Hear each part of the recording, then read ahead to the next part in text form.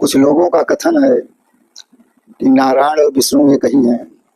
कुछ लोग कहते हैं विष्णु ही नारायण हैं और कुछ लोग कहते हैं नारायण ही विष्णु हैं। चतुर्भुज भुज से मतलब नहीं है। देखा जाए तो मनुष्य के भी कभी कभी 6 उंगलियां हो जाती हैं एक हाथ में, कभी कभी पैरों में 6 उंगली हो जाती है। तो इसका मतलब थोड़ी है कि ये देवता हो गया मनुष्य से। उसी प्रकार से अगर 4 भुजाधारी हमारे विष्णु भगवान क्षीरसाई शेषनाग पर शयन करने वाले हैं पीताम्बरधारी, तो वो नारायण नहीं है। वो भी नारायण का ही जाप करते हैं। ब्रह्मा भी नारायण का ही ध्यान करते हैं, शिव भी नारायण का ही ध्यान करते हैं। तो नारायण स्वरूप है विष्णु का। जैसे जब मानव रूप में त्रेता में राम आए, द्वापर में कृष्ण आए, तो मनुष्य रूप में आए, मनुष्य रूप में अवतार लिया। तो उस अवतार के द्वारा अपने को ये बताया कि मैं ब्रह्म हूँ, दर्शाया। किसके सामने? ऋषियों के सामने, सत्पुरुषों के सामने, जो आध्यात्म के प्रकांड विद्वान थे। ऐसे ऐसे लोगों को उन्होंने बताया और वो लोग खुद ही अनुभव किया कि अब भगवान का अवतार हो चुका है। शास्त्र के हिसाब से मानस में दिया गया है कि जिस दिन भगवान राम अवतार लिए हैं तो विश्वामित्र को उसी क्षण पता चल गया था और राम लक्ष्मण को चक्रवर्ती राजा दशरथ से भीख मांगने के लिए आए थे। जब राम मानव रूप में आए तो 2 भुजा में आए, केवल धनुष लेकर आए। तो क्या वो विष्णु नहीं है?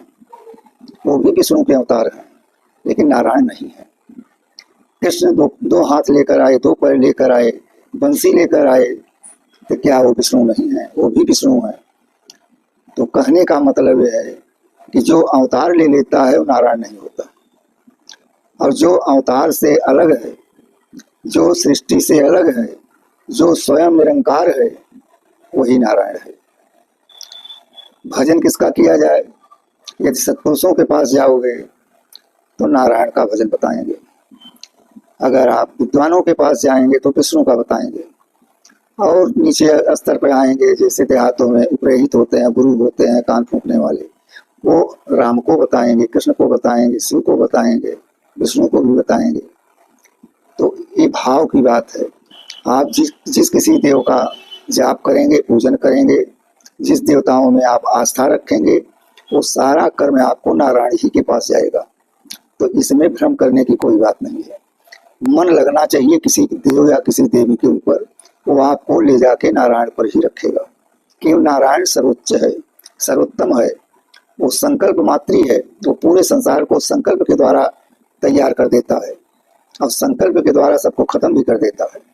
तो जो आया है सो जाएगा, राजा रंग फकीर। तो इसमें भ्रम करने की क्या बात है कि विष्णु नारायण है कि नारायण विष्णु नहीं है, किसकी पूजा करें? अरे आप किसी की भी पूजा करो, सारी पूजाएं आपकी, चाहे राम की करो, चाहे विष्णु करो, चाहे शिव की करो, चाहे दुर्गा की करो, चाहे कृष्ण की करो, सब नारायण के ही पास जाएगा। तो इसलिए नारायण का जाप सर्वोच्च है। जब व्यक्ति सीढ़ी बाई सीढ़ी चढ़ता है तभी वो शिखर पर पहुंच पाता है। तो ये तो मार्ग है, मार्गदर्शन जो देने वाले हैं वो सीढ़ी बाई सीढ़ी आपको चढ़ाते हैं। आप जहाँ तक चढ़ पाए वहाँ तक चढ़िए और वहीं अपने भ्रम को दूर करके ईश्वर में विलीन होकर के मोक्ष की प्राप्ति करिए।